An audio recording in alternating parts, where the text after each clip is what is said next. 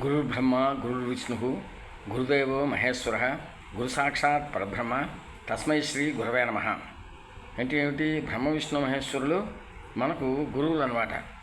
అంటే బ్రహ్మగారేమో మనం సృష్టించారు, ఈ మానవ జన్మనిచ్చి మనకి లోకంలో పంపించారు. బ్రహ్మ విష్ణుమూర్తి ఏమో మన యొక్క మనకు మెయింటెనెన్స్ చేస్తున్నారు, అంటే ఆయన మనం కాపాడుతున్నారు. విష్ణుమూర్తి స్థితికారకుడు. అలాగే సకల శుభాన్ని ఇచ్చేటువంటి వాడు లయకారుడైనటువంటి శివుడు. ఈ ముగ్గురు కూడా మనకు గురువులు. అంటే మనం ప్రార్థించదగినటువంటి వారు, పెద్దవారు అని అర్థం అన్నమాట. అలాగా గురుబ్రహ్మ గురు విష్ణువు గురుదేవో మహేశ్వర, గురు సాక్షాత్ పరబ్రహ్మ, ఆయనే పరబ్రహ్మ, గురువే పరబ్రహ్మ అని. ఇంకో రకంగా అయితే మనకు ఎవరన్నా ఒక గురువు కానీ ఉంటే, ఉపదేశం చేసిన గురువు కానీ, మంచి గురువు కానీ ఎవరన్నా దొరికితే వారు కూడా మనం బ్రహ్మ విష్ణువు మహేశ్వరుల యొక్క స్వరూపంగా భావించి వాళ్ళని కూడా మనం ప్రార్థించవచ్చు. అలాగా అది ప్రార్థన అంటే ఏమిటి? అసలు అంటే ప్రార్థన అంటే ఏమిటి? అర్థించడం. పూర్తిగా మన యొక్క మనసుని, బుద్ధిని, చిత్తాన్ని, ఇంద్రియాలని అన్నింటినీ కూడా ఈశ్వరుడి అంత పెట్టి, పాదపద్మాల దగ్గర పెట్టి మనం ప్రార్థించడం. ఆయన్ని ఏమని ప్రార్థిస్తాము? మనకు మానవ జన్మ ఇచ్చినందుకు మనకు కొన్ని కావాలి. ఇక్కడ బతకడానికి కొన్ని కావాల్సినవి ఉంటాయి. కాబట్టి అంటే ఒక సంసారం ఉంటుంది.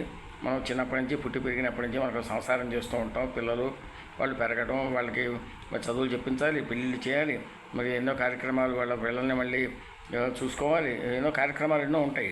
ఇవన్నీ చేయాలంటే మనకు ఆర్థికమైనటువంటి స్తోమత కావాలి, శారీరానికి ఆరోగ్యం కావాలి, ఇవన్నీ కుటుంబ సౌఖ్యం కావాలి. ఇవన్నీ ఉండాలంటే ఎవరు ఇవ్వాలి? మనకు మనుషులు ఎవరు కూడా, మామూలు మనుషులు ఎవరు కూడా ఇవ్వలేరు. అవన్నీ కూడా పరమేశ్వరుడే ఇవ్వాలి. ఆ పరమేశ్వరుడు యొక్క అండదండలు మనకు కావాలి అంటే ఆయన ప్రార్థించాలి. ఆయన అడగాలి. మన కోరిక ఏమిటో ఆయన పాదపద్మాల దగ్గర మోకరిల్లి ఆయన అడగాలి. నాకు ఇది కావాలి స్వామి, నాకు ఈ కోరిక ఉంది, మమ్మల్ని కాపాడు, రక్షించు అని చెప్పి ఆయన ప్రార్థించవలసిన అవసరం ఉంటుంది కదా. అలా చేస్తేనే మరి ఆయన కూడా చూస్తాడు. ప్రార్థనలో గొప్ప శక్తి ఉంటుంది. ఏం ప్రార్థించాలంటే నీ చేతనైతే విష్ణు సహస్రనామం చేయొచ్చు, లలితా సహస్రనామం చేయొచ్చు, ఇంకో నీకు ఏ అనుష్ఠానం కనుకుంటే ఆ అనుష్ఠానం కూడా చేసుకోవచ్చు, నామపారాయణం కూడా చేసుకోవచ్చు. ఓం నమో నారాయణాయ, నమో నారాయణాయ, నమో వాసుదేవాయ, అట్లాగే నమశివాయ, ఇంకా నమో వెంకటేశాయ, ఇలాగా. అయితే అమ్మవారిని శ్రీమాత్రే నమః, లోకాధ్యక్ష, సురాధ్యక్ష, ధర్మాధ్యక్ష, కృత. లోకాధ్యక్షుడు, సురాధ్యక్షుడు, ధర్మాధ్యక్షుడు. ధర్మాన్ని మొత్తానికి కూడా అధ్యక్షుడు ఎవరు? శ్రీ మహావిష్ణువే.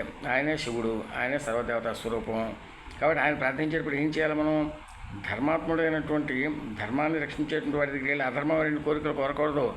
అదే నాకు అది చెయ్యి, ఇది చెయ్యి, నాకు అది కావాలి, ఇది కావాలని అనవసరం అడ్డమైనటువంటి కోరికలు కోరకూడనటువంటి కోరికలు, ముఖ్యంగా మంచి కోరికలు అయితే కోరుకోవచ్చు, మంచిదే.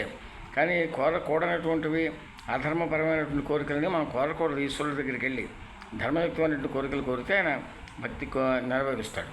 మరి ఎంత భక్తి కావాలంటే మనకు నిత్యం నామపారాయణ ఎప్పుడు చేసుకుంటూనే ఉండాలి. ఇప్పుడు మనం పొద్దున్నే లేస్తూనే కాఫీ టీలు తాగుతున్నాం, పలహారాలు చేస్తున్నాం, మళ్ళీ లంచ్ చేస్తున్నాం, మళ్ళీ సాయంత్రం స్నాక్స్ తింటున్నాం, మరి రాత్రికి మళ్ళీ భోజనం చేసి మళ్ళీ పడుకుంటున్నాం. ఇంకా వీలుంటే మధ్య మధ్య చిరుతిళ్ళు తింటున్నాం, ఇష్టమైనవి కనిపించినవన్నీ కూడా తింటూనే ఉంటాం. మరి అంత శ్రద్ధగా మనం శరీరాన్ని పోషిస్తున్నప్పుడు మనసును కూడా పోషించుకోవాల్సిన బాధ్యత ఉంది కదా. శరీరానికి ఎలాగైతే స్ట్రెంగ్త్ కావాలో మనసు కూడా స్ట్రెంగ్త్ కావాలి. ఆ బలం కావాలి అంటే ఈశ్వర ధ్యానం చేయాలి, దేవుడిని ప్రార్థించాలి. ఏదో నామస్మరణ ఏదో ఎప్పుడు చేస్తుండాలంటే మనం ఎప్పుడు సమయం దొరికితే అప్పుడు ఈశ్వరుని ప్రార్థిస్తూ ఉంటాం. నాకు అప్పుడు ఆయన మన యొక్క యోగక్షేమాలనే చూస్తాడు.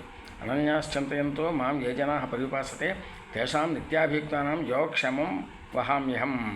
అంతే, అనన్యాశ్చింతయంతో ఏ విషయం ఉంటుంది చెడు ఆలోచన లేకుండా కేవలం దైవం భక్తి కలిగి, నమ్మకం కలిగి, విశ్వాసం కలిగి మనం ఏదైతే ప్రార్థనలు చేస్తామో ఆ ప్రార్థన అంటే ఆయన స్వీకరించి మనకు యోగక్షేమాలు ఆయన చూసుకుంటాడు అని దాని యొక్క తాత్పర్యం, దాని యొక్క అర్థం. అందుకని అంటే మనం ఏం చేయాలంటే మనుషులుగా పుట్టాం కాబట్టి మనకి అవకాశం ఉంది. అదే జంతువులుగా పుట్టినా, పశుపక్షాలుగా పుట్టినా, క్రిమికీటకాలు పుట్టినా ఇలాంటి అవకాశం ఉండకపోవచ్చు. మనకు తెలిసినంతవరకు వాటికి అవకాశం లేదు. అయితే మనిషిగా పుట్టాం కాబట్టి మనకి జ్ఞాన సముపార్జన చేసే అవకాశం అయితే ఉంది. కాబట్టి మనం ఏదో మనకు డబ్బులు ఖర్చు పెట్టాల్సిన అవసరం లేదు. ప్రతిదానికేదో చేతనైతే డబ్బు ఖర్చు పెట్టేవాడు ఖర్చు పెట్టవచ్చు, వాడు ఏమైనా దాన ధర్మాలు చేయొచ్చు, తీర్థయాత్రలకు వెళ్ళొచ్చు, అన్ని రకాలు చేయొచ్చు. మరి ఏ శక్తి లేనివాడు, ఆర్థికమైన స్తోమత లేనివాడు అంటే భగవంతుడు ప్రార్థించవచ్చు. తన ఇంట్లో తను కూర్చొని ప్రార్థన చేసుకోవచ్చు. ప్రార్థన చేస్తే కూడా దానికి ఉండే ఫలితం దానికి తప్పకుండా ఉంటుంది. భగవంతుని ప్రార్థనలకి పడిపోతాడు కానీ నీ యొక్క నువ్వు ఏదో ఆయనకి ఆర్థికంగా ఆయన ఏదో నువ్వు చేయాలి అని ఏమి అలాంటి కోరికలు ఏమి ఉండవు.